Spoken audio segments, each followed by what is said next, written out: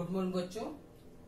आज हम वाक्य रचना के आधार पर वाक्य के तीसरे प्रकार के बारे में जानेंगे। इसके पहले हमने मिश्रित वाक्य के बारे में जान लिया था। एक बार फिर से जानने का प्रयास करते हैं। इससे पहले हमने क्या क्या पढ़ा, इसके पहले हमने क्या क्या अध्ययन किया, उसके बारे में एक बार रिवीजन कर लेते हैं। हमने इसके पहले सरल वाक्य के बारे में, सरल वाक्य उसी को साधारण वाक्य कहते हैं और उसी को उपवाक्य कहते हैं, उसकी परिभाषा के बारे में और उपवाक्य बनते कैसे हैं उसके बारे में बताया था कि कर्ता और क्रिया से मिलकर उपवाक्य का निर्माण होता है। इसके बाद हमने संयुक्त वाक्य की परिभाषा के बारे में और उसके पहचान चिन्ह के बारे में और उसके उदाहरण के बारे में जान लिया था। ठीक है, तो अब हम मिश्र या मिश्रित वाक्य के परिभाषा के बारे में और उसके ट्रिक के बारे में, पहचान चिन्ह के बारे में और इसके बाद हम क्या करेंगे, उसके उदाहरण के बारे में जानेंगे। तो आइए शुरू करते हैं। मिश्र या मिश्रित वाक्य परिभाषा: जिस वाक्य में एक से अधिक उपवाक्य हो जो विधिकरण योजक चिन्ह से जुड़े हों।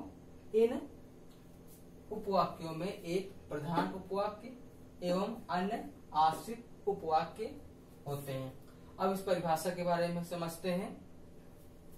क्या कह रहे हैं कि जिस वाक्य में एक से अधिक उपवाक्य हो, उपवाक्य के बारे में बताया था कि सरल वाक्य ही उपवाक्य होता है, उसी को हम साधारण वाक्य भी कहते हैं।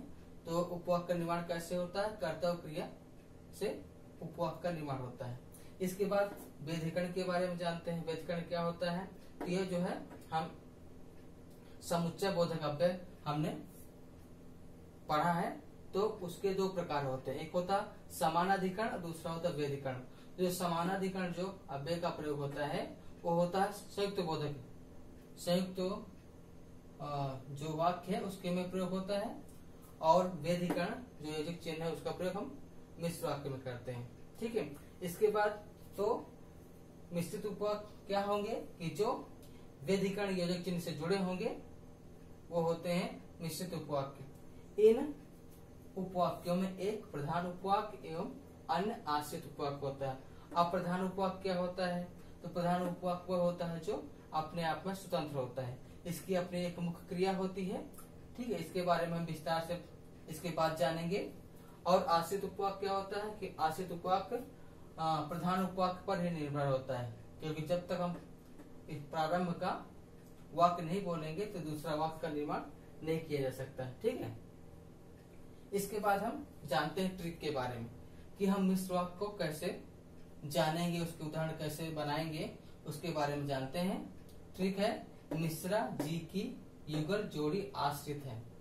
मिश्रा जी की युगल जोड़ी आश्रित है। तो यहाँ पे मिश्रा का मतलब होता है मिश्र वाक्य से संबंधित है। जी का मतलब जा, जी का मतलब होता है जा वाले शब्द, जितने भी जा वाले शब्द होंगे वो सब कौन से वाक्य कहलाएंगे, मिश्रित वाक्य कहलाएंगे। की वाले शब्द, की छोटी की वाले है ना, की वाले शब्द आपके मिश्रित वाक्य कहलाएंगे। और युगल, युगल का मतलब था जोड़ी, जो जोड़ी वाले शब्द रहते हैं वो भी क्या होंगे, मिश्रित वाक्य कहलाएंगे। तो आइए मिश्र वाक्य के पहचान चिन्ह के बारे में जानते हैं।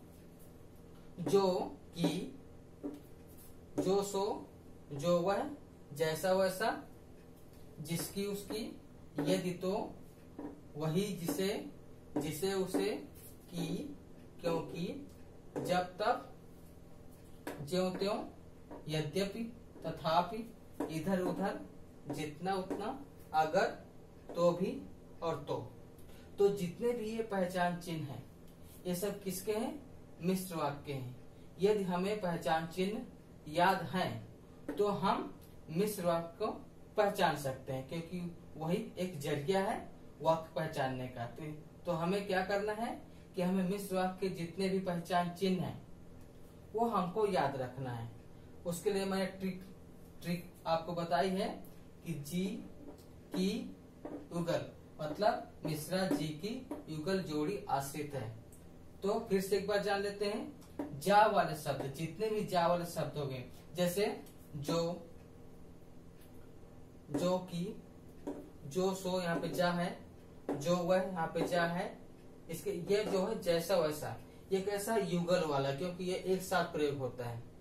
ठीक है। इसके बाद जिसकी उसकी, ये भी जोड़ी में प्रयोग होगा। यदि तो ये भी होता है, इसमें जोड़ी में प्रयोग होता है। जिसे उसे, इसका भी प्रयोग जोड़ी में होता है। की का प्रयोग की का प्रयोग हम एक प्रकार से सिंगल भी कर सकते हैं।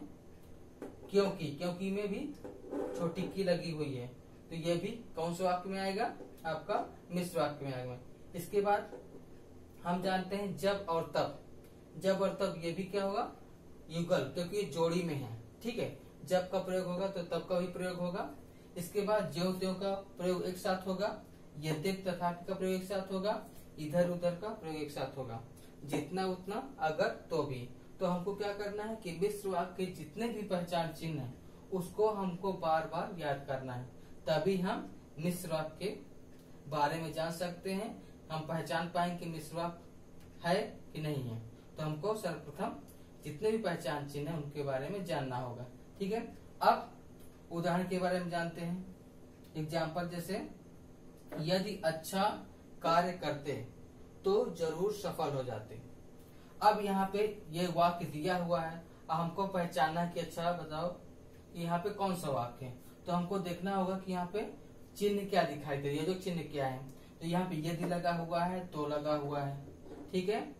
तो यहाँ पे यदि हमको पहचान चिन्ह याद है तो हम बता सकते हैं कि यहाँ पे क्या है, मिश्रित उपवाक्य है। ठीक है। ये आपका इधर जो है, इधर ये वाला हिस्सा जो है ये आश्रित उपवाक्य होगा, और इधर जो है आपका प्रधान वाक्य होगा। मतलब यहाँ पे ये पहला जो वाक्य है आपका प्रधान वाक्य है, और जो योजक चिन्ह से स्टार्ट हुआ उधर वाला हिस्सा, तो वो आपका आश्रित उपवाक्य होगा। ठीक है। इसके बाद दूसरे उदाहरण के बारे में जानते हैं। जैसे ही सूर्य निकला, जैसे ही सूर्य निकला वैसे ही चिड़िया चहचहाने लगी। अब यहाँ पे जैसे, ये क्या होता है, जा वाले शब्द हैं और युगल में भी एक साथ प्रयोग किए जाते हैं। ठीक है। तो जैसा वैसा या जैसे वैसे ऐसे हम प्रयोग कर सकते हैं। तो जैसे ही सूर्य निकला वैसे ही चिड़िया चहचहाने लगी।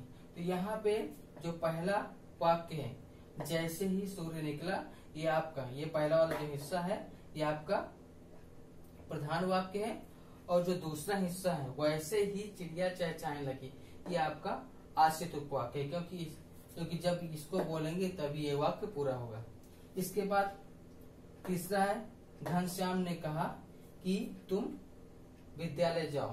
तो यहाँ पे हम देख सकते हैं कि घनश्याम ने कहा, तो ये आपका इधर जो आपका प्रधान वाक्य होगा, और जहां से योजक चिन्ह चालू हुआ है कि तुम विद्यालय जाओ, तो ये आपका आश्रित उपवाक्य होगा। ठीक है। तो मिश्र वाक्य में हमको पहचानना होता है कि कोई उदाहरण, कोई एग्जाम्पल दे दिया जाता है और हमको बताना होता है कि कौन सा वाक्य है। फिर दूसरा पूछता है कि यदि यहाँ पे दिया हुआ है, जैसे ये हम इसको समझते हैं कि यदि अच्छा कार्य करते तो जरूर सफल हो जाते। अब यहाँ पे निम्नलिखित वाक्यों में आप बताइए कि प्रधान उपवाक्य कौन सा है और आश्रित उपवाक्य कौन सा है। तो क्या करना है, जो पहले वाला जो हिस्सा होगा वो आपका प्रधान वाक्य होगा, और जो दूसरा वाला जहाँ से योजक चिन्ह प्रारंभ होता है दूसरा वाला, वो आपका आश्रित उपवाक्य होगा। ठीक है।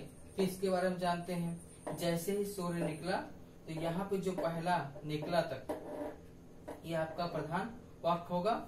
इसके बाद जहाँ से दूसरा योजक चिन्ह चालू होता है, वैसे ही चिड़िया चहचहाने लगी, तो ये आपका आश्रित उपवाक्य होता है। तो ऐसे जो वाक्य में पूछता है कि आप बताइए कि इसमें प्रधान वाक्य कौन सा है और आश्रित वाक्य कौन सा है। ठीक, आश्रित वाक्य कौन सा है। ठीक है। तो इसके बारे में हमने अभी जाना। इसके बाद हम विस्तार से प्रधान उपवाक्य के बारे में और आश्रित उपवाक्य के बारे में जानेंगे। इसके बाद उपवाक्य कितने प्रकार के होते हैं उसके बारे में जानेंगे। तो आज के लिए सिर्फ इतना ही। धन्यवाद।